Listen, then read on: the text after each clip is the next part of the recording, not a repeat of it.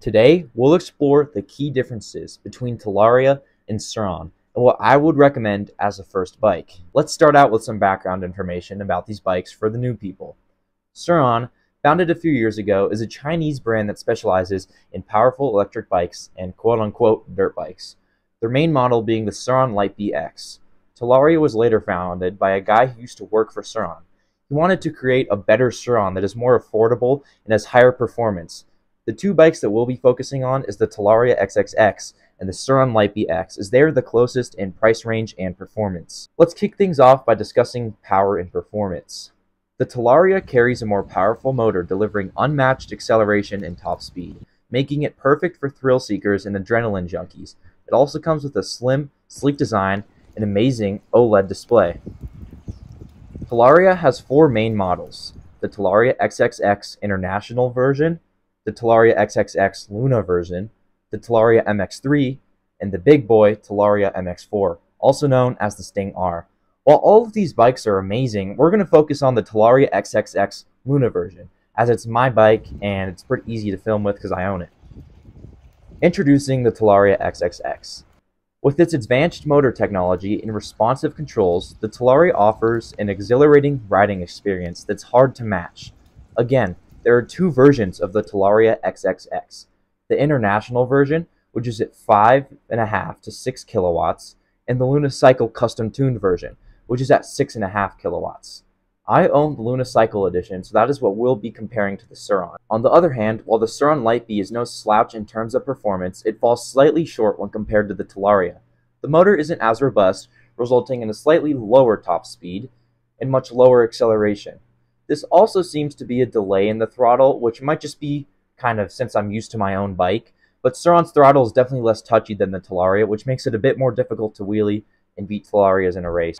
Let's take a deeper dive into the Surron. e-moto Madness was nice enough to lend me a Surron Light Bee for this video. Please check out his channel right here. Moving on to features and components. As you can see, the Surron has way beefier suspension than Talaria. It also has a higher standover height, partly because this particular Surron has a seat riser kit. The seat is also way more comfortable than the Talaria's, which is worth noting. The Surron also has a pretty blue frame. It is also equipped with 4-piston hydraulic brakes, which usually come standard on these e-bikes. Now, moving on to the Talaria. It also comes equipped with decent D&M suspension and very similar 4-piston hydraulic brakes. Whether you're tackling rocking trails or hitting crazy combos, the Talaria's affordable components ensure a somewhat smooth and stable ride. While the Surron offers better suspension than the Talaria, it doesn't quite match the level of speed and torque found in the Talaria. The 2024 Surron X has 6 kilowatts of power, 500 watts shorter than the Talaria XXX. Riders may notice a difference in comfort and the overall fun of the ride. Here's a drag race video of a Talaria XXX at 6.5 kilowatts versus a Surron Light Bee at 6 kilowatts. As you can see, the Talaria not only beats them off the line, but also at top speed, which is crucial as these bikes are ridden in streets mainly. Now what about upgrades? This is where Surron takes the win. Surrons are incredibly easy to upgrade, while Talarias have way less parts and customization available because they're newer and less heard of. And when it comes to bikes, customization is key. Everyone wants to personalize their bike and make it theirs. So if you want to customize or upgrade your bike into a speed machine, Surron takes the W. You're welcome, Surronster. Price is a very important thing for these expensive bikes. Now let's talk numbers. The Surron Light Bee is currently $4,600 on Luna.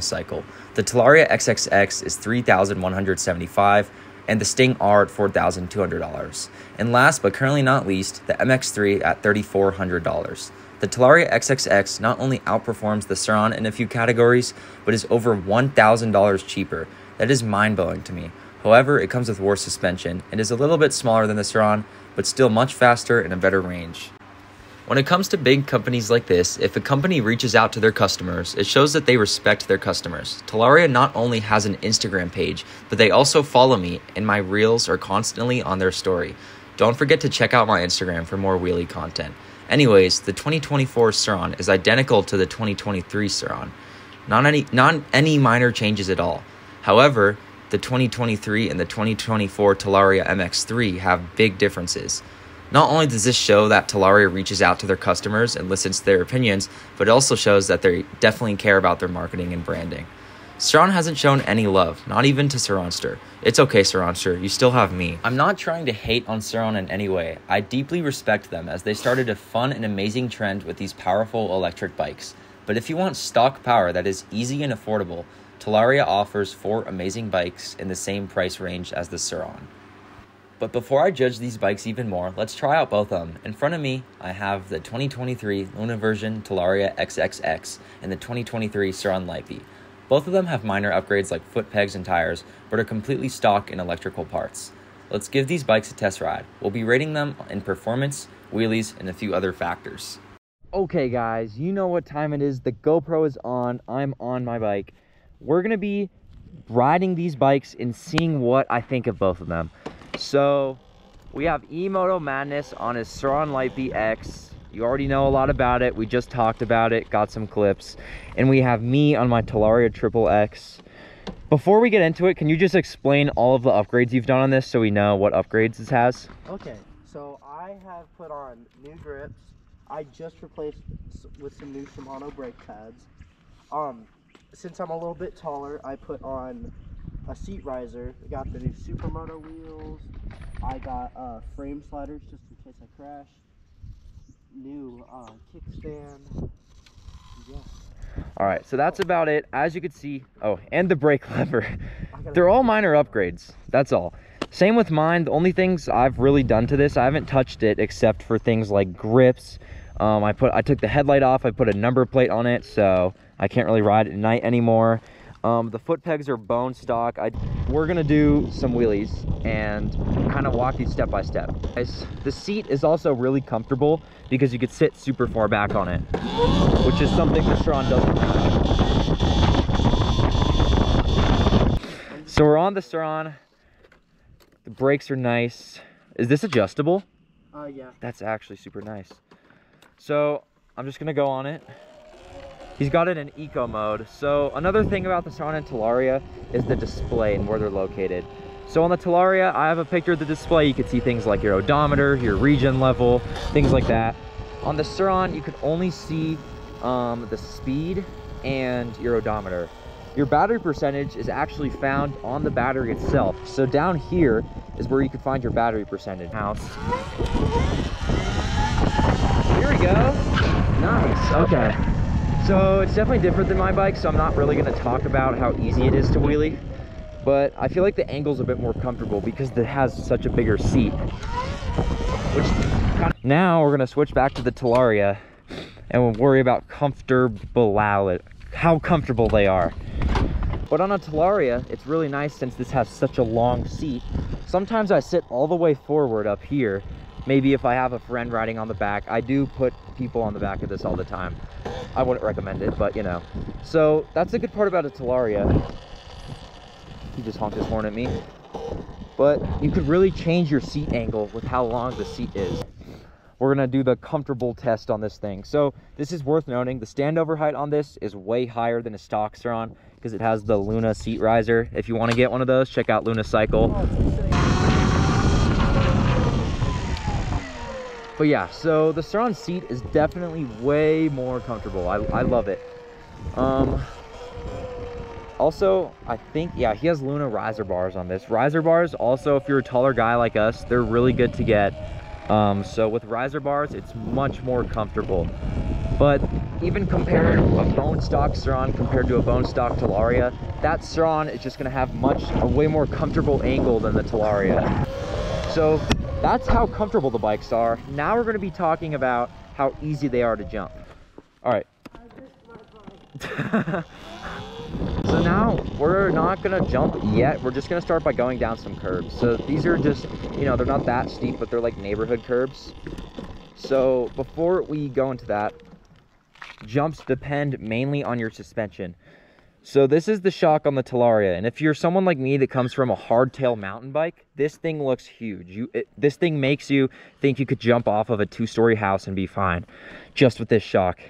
I'm sad to tell you that's not the case. This shock, no matter how bulky or big it looks, it's not going to perform as well as the Surron because it doesn't have a thing called a linkage. Now, I'm not too familiar with linkages and suspension, but a linkage I believe if it has a linkage, your shock is going to be more vertical So the Surron shock is way more vertical, while the Talaria shock is way more horizontal, meaning that you're just going to get less travel out of it, no matter how much you play with the rebound and preload. Also, the fork, it is a D&M fork, but it's kind of a piece of crap for jumps. I usually don't do jumps. Cameron does a lot more off-road stuff, as you can see. He set up the jump. But yeah, so I'm just going to be going up on a few of these houses and riding off of their driveways. And you could just hear when the tire hits the ground. Just listen. It just doesn't sound good. Like, these bikes are super quiet. They don't have gas motors, so they kind of sound like toys when you kind of jump them and stuff. But just listen to this clanking. Boom. So that obviously doesn't sound too good. You could try jumping mine, and now I'll jump yours. Just listen, when the Surron hits the ground, it's just such a quieter noise. Go away, plane. I'm trying to film a video. Wow, just listen to that. You could just hear the suspension take in the impact, and barely any of that impact or shock goes into the frame on it. That's another part where Surron takes the win. You're welcome, Surronster. So, yeah, that was a little test ride of the bikes. And we'll see you guys later. Okay, so now we're kind of moving onto little factors of these bikes. They obviously don't make a huge difference, but just little factors you'd want to know about these bikes. So we're going to start with the Surron. Here's your whole cockpit over here. You got your front brake, you got your rear brake, got your nice grips, and you got your throttle. So some little things about the Surron is your display. So I don't know if you could see that. I'll try to get a clear picture. You could see your odometer, and you could see your miles per hour on the display. That's it. If you want to see your battery percentage, you have to squint in this and look in this little like rectangle, and you could see your battery percentage, which is really cool because the battery has a built-in screen. I think that's fancy, but that might be a little annoying. And if you're wondering about sport and eco mode, both of these bikes are equipped with it. This is eco mode, this is sport mode. It definitely is way more satisfying than the Talaria. It's like a switch. It's like two switches in one. It's actually kind of cool. Whatever. So yeah. And then you have your horn. I'll just give it a little press. It sounds identical to the Talarias because it's the same. Now we're going to be looking at the Talaria. And that's one. So yeah, you could adjust your regen on it, which is super nice.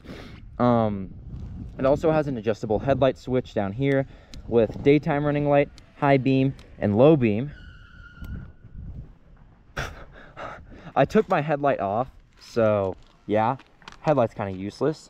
It also does have a horn.